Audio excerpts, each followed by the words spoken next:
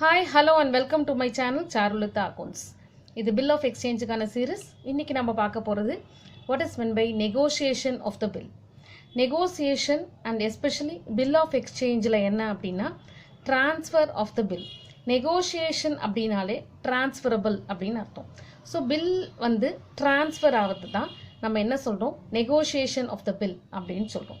சரி இந்த bill எப்படி transfer பண்ணுவாங்க அப்படின்னா either by delivery or by endorsement. சரி இப்போ bill அப்படியே எடுத்து the seller is giving to some other person to get the payment அப்படின்னா that is by delivery. Endorsement அப்படின்னா he will sign and give the bill to the third person to get the payment from the drawee. Okay, I'll explain you with the example now. And every endorser is responsible for his endorsee for the payment of the bill. In case the bill is dishonored, the holder of the bill has right to realize its payment from the drawer or any one of the endorsers. Let me give you an example for this. See for here an example. Is a seller. A is a seller. Seller is also known as a drawer, and B is a buyer, and he is known as a drawee. Okay, they transfer, they exchange the bills of exchange. Bill exchange பண்ணிக்கிறாங்க. Okay, he is selling the goods to the B, and the B accepts the bill and signs it and give back to the seller. Okay, now the holder of the bill is the seller, the drawer. Suppose in the seller Mr. A வந்து அவரோட creditor C க்கு some amount தரணும் அப்படின்னு சொன்னா, okay, suppose they have transaction for 50,000 வெச்சுக்கோங்க. Okay, S கிட்ட, that is the seller கிட்ட A கிட்ட bill இருக்கு which the buyer has to pay. Okay வா, அந்த bill இவர் வெச்சிருக்காரு.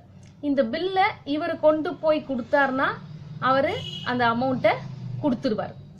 In case இந்த seller வந்து 50,000 C க்கு pay பண்ணணும் அப்படின்னா அவர் என்ன பண்றாரு, இந்த பில்லை எடுத்துட்டு போய் C கிட்ட கொடுத்துறாரு. நீ டைரக்டா எங்க B கிட்ட இருந்து பேமெண்ட்டை வாங்கிக்கோ அப்படின்னு சொல்லி. Now the holder of the bill is C. Actually he is a creditor for the seller A. Okay, so he is holding the bill. இவர் என்ன பண்ணுவாரு, இந்த பில்லை கொண்டு போய் B கிட்ட பிரசன்ட் பண்ணார்னா B will pay the cash. B க்கு என்ன அப்படின்னா அந்த பில் வந்து யார் வெச்சிருக்காங்களோ பில்ல அவங்களுக்கு இவர் பே பண்ணணும், அவ்வளவுதான். Okay, so every endorser is responsible to his endorsee for the payment of the bill. அப்படின்னா என்ன அர்த்தம் அப்படின்னா, சப்போஸ் இப்போ C கிட்ட இவர் பில்ல கொடுத்துட்டாரு, C வந்து B கிட்ட இருந்து கலெக்ட் பண்ணிக்கணும். இன் கேஸ் B வந்து அந்த டியூ டேட்டுக்கு அப்போ இவருக்கு பே பண்ணல அப்படின்னு சொன்னா who will be held responsible அப்படின்னா A. He will be held responsible. அதுதான் இங்க சொல்றாங்க. Every endorser, he is a endorser because he is endorsing, transferring. He is transferring the bill to C. He is endorsee. Okay, so in case the bill is dishonored அப்படின்னா the holder of the bill has a right to realize its payment from the drawer or any one of the endorsers. In case இவர் இந்த பில்ல இவர் பே பண்ணல, B வந்து C க்கு பே பண்ணல, அப்ப அது டிஸ்ஆனர் அப்படின்னு நம்ம சொல்லுவோம். அப்போ இவர் வந்து the holder of the bill, he has a right to get the payment from the endorser, from the drawer or the endorsers. ஓகேவா, ஏன் அப்படின்னு சொன்னா ஏதான் இவருக்கு இந்த பில்ல கொடுத்திருக்காரு, நீ B கிட்ட இருந்து கலெக்ட் பண்ணிக்கோன்னு சொல்லிட்டு.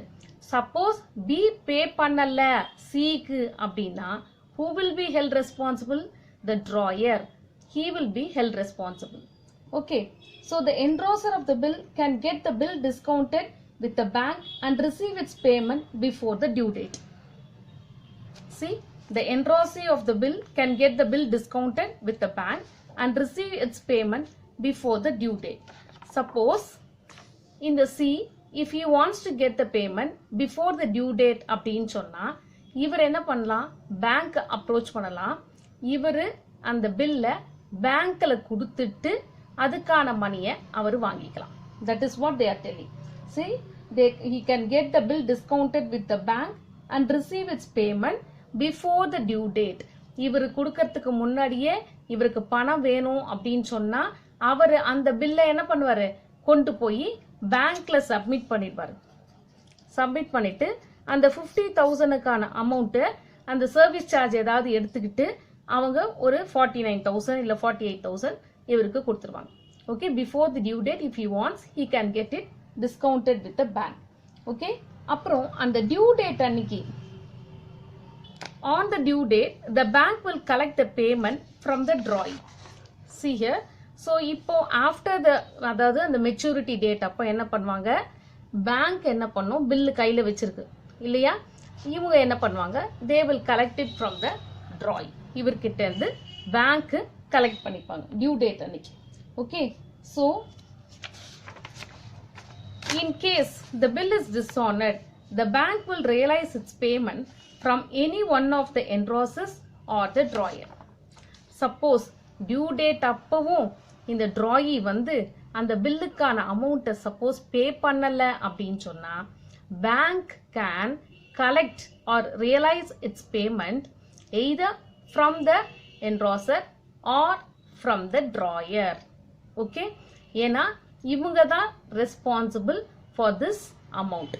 Okay, if B doesn't pay, அதாவது அதை தான் நம்ம என்ன சொல்றோம், டிஸ்ஆனர் சொல்றோம். டிஸ்ஆனர்னா not paid.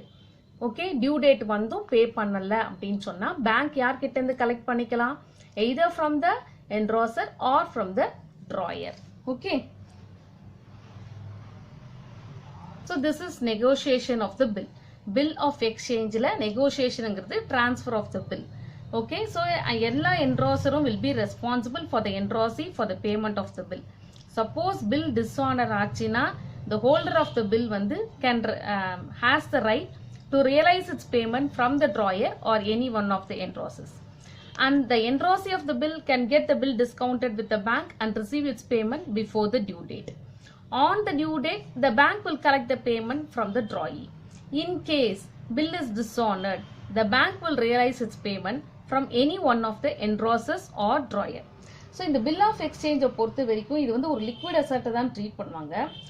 After the acceptance of the bill அப்படின்னா it is suppose to be paid and the டெப்ட் should be written off by the drawee.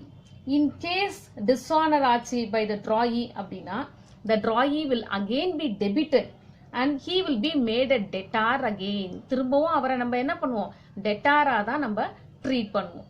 Okay, this is about negotiation of the bill. In the next module, I will tell you what is endorsement of the bill and also the accounting treatment of endorsement. Thank you.